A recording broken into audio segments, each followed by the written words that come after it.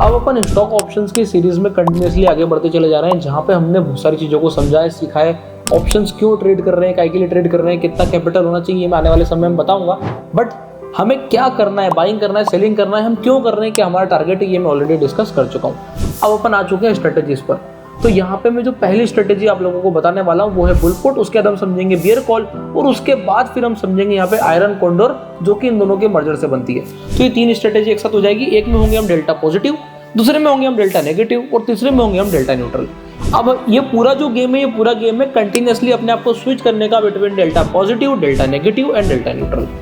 बस इसके अलावा कुछ नहीं करना होता है। इसके अलावा फिर चीजों का मैनेजमेंट होता है, and then in this way you can make the money. तो हेलो दोस्तों, मैं आपका बहुत बहुत स्वागत करता हूं आपके अपने channel Indian institute of stock market पर।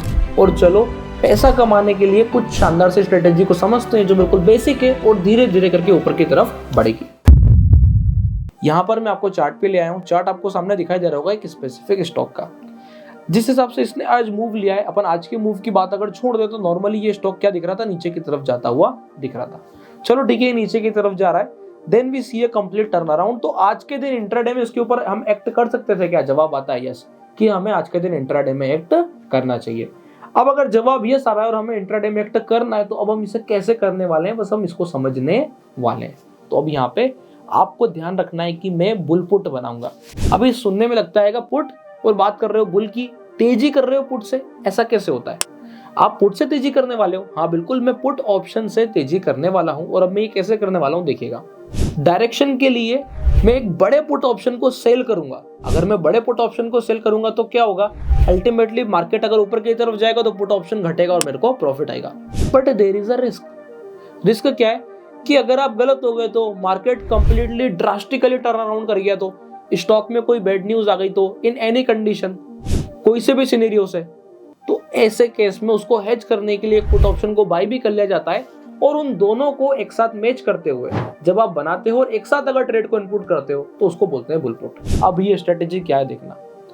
यहां पर मैं आता हूं स्टॉक ऑप्शन पे, और आने के बाद यहां पर मैं सिलेक्ट करता हूं अपना स्टॉक, जो भी मैं कर रहा हूं।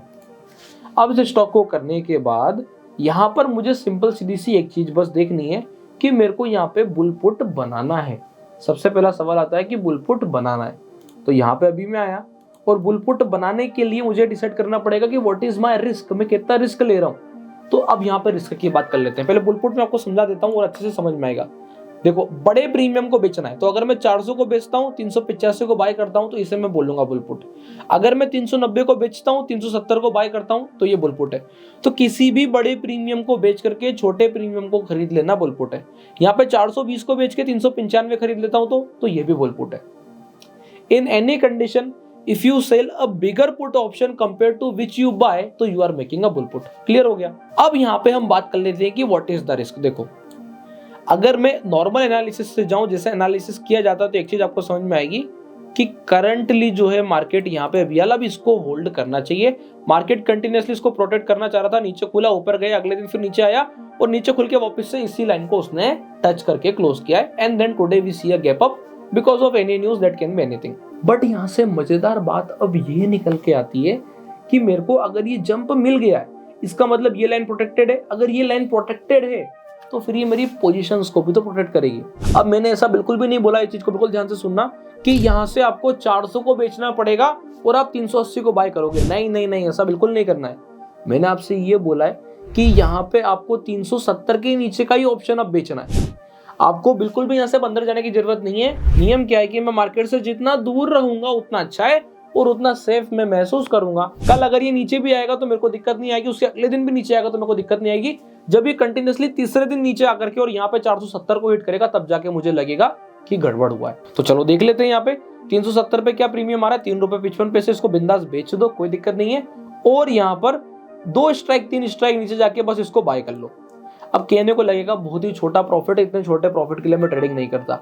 बात छोटे प्रॉफिट या बड़े प्रॉफिट की नहीं है, बात है प्रोबेबिलिटी की, कि whether you are making money और नॉट। सवाल आएगा इतना बड़ा नुकसान। अभी हम क्या बना रहे हैं, अभी हम बना रहे हैं बुल पुट, जिसको हम बियर कॉल में कन्वर्ट कर देंगे। तो अल्टीमेटली क्या होगा कि आप बुल पुट और बियर कॉल को आपस में मैनेज करते चले जाओगे।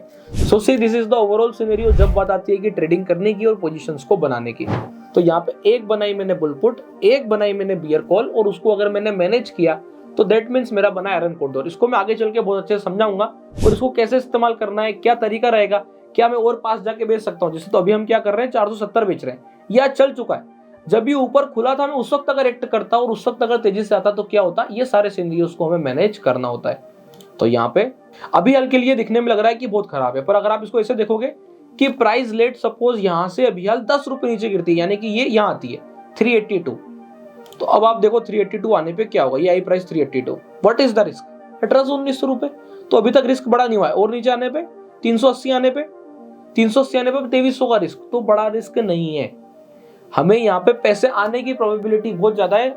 ये प्रोबेबिलिटी हमें क्या बताता है कि अगर आप 100 बार इसी प्रकार के ट्रेड करोगे तो in 78 you will going to make the money, और बाकी के जो ट्रेड्स है उसमें लॉस होगा। अब जरूरी नहीं है कि बाकी के पूरे में पूरा 17,000 का लॉस होगा, किसी में 2300 का होगा, किसी में जो है 4,000 का होगा, किसी में जो है 9-10 हजार का होगा, और ऐसे करते करते कुछ ही में जो है 18-19 हजार का रिस्क होगा, जब वो एक्सट्रीम ब्लंडर पे चला जाएगा, जब वो एक्सट्रीम गलत हो जाएगा।